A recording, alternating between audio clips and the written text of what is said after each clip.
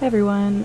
Since my last video, if you've checked it out, it was about the PoF Ultimate Edition pre-order package, and I showed you what all was in it, minus one thing that I'll go into a little bit later that I didn't catch.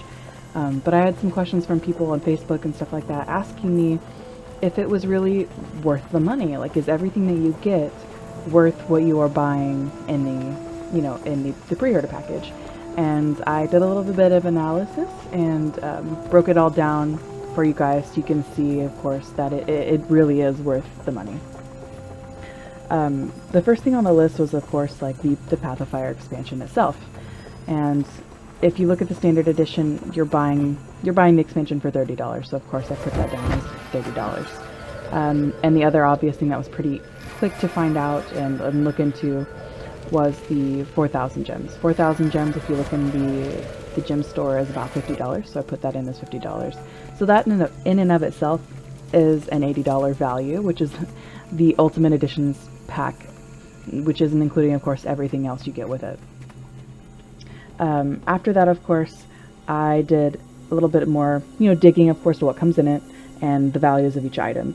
And what I found is that a character slot is worth around 800 gems. A shareable inventory slot, which comes with the level 80 boost, which I didn't know this until later that night that I posted the video. So once you consume the level 80 boost, you actually get to keep this shareable inventory slot. And I think that's really cool. It's another free thing ANET decided to give to us. Awesome. Gracious ANET. So that is worth 700 gems if you buy it out of the gem store. A total makeover kit, that is worth 350 gems.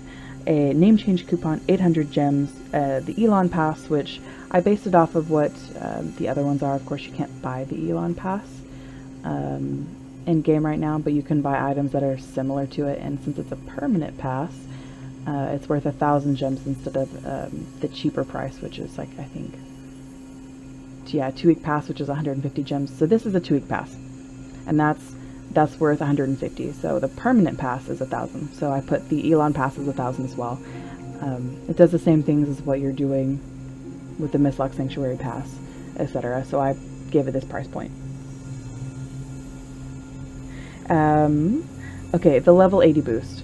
So I know the level 80 boost, of course, was one of the free items that it gave to us, but considering everything that comes in it, I gave it a 350 to 500 gem value, which then I averaged about to 400 gems, because it comes with the 5 teleport to a friends, 2 gold, a celebratory die pack, another die pack, celebration boosters, leather bag, mango pie, 25 mango pies, 25 superior sharpening stones, mystic salvage kit, and the set of orichalcum harvesting, logging, and mining tools.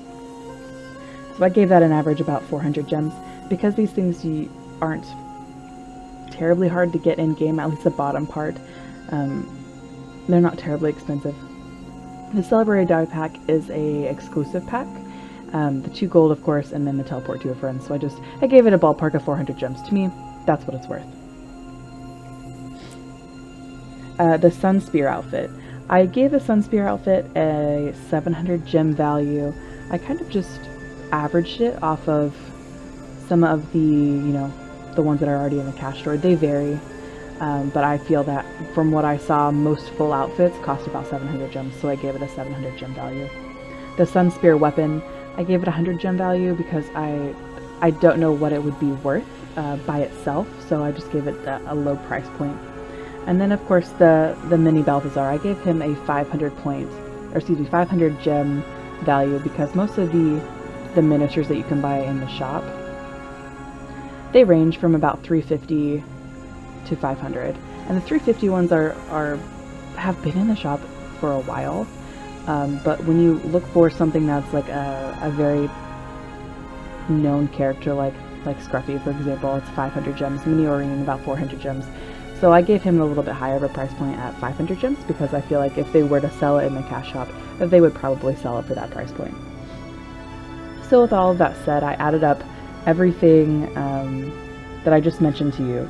So it came to a total of 5,350 gems, which you can't give it like an exact dollar amount, because of course you have to buy and set blocks of currency. So it'd be the you'd have to buy like the $50 pack and then another $20 pack to be able to have the right amount for this, the 5,350. And so once you would do that, that's a $70 value, and you would have a 250 gem surplus after you had purchased, so to speak, all of these items. So if you really look at it as in a dollar value for everything you're getting in the expansion, as well as some of the of course the free items that come with it, that I gave a price point to if you were to have to buy them, that's a $150 value, guys. At least that's what my evaluation is.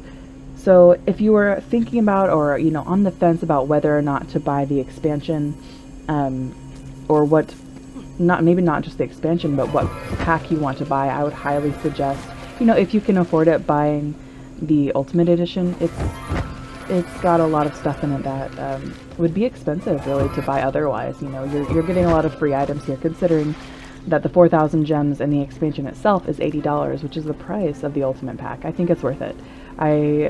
I would highly suggest anyone who can afford it and who really wants to buy the expansion to get the Ultimate Pack, guys. So that's my review on it all. That's my take and my analysis for money to item conversion, really. If you liked it, of course, give us a thumbs up.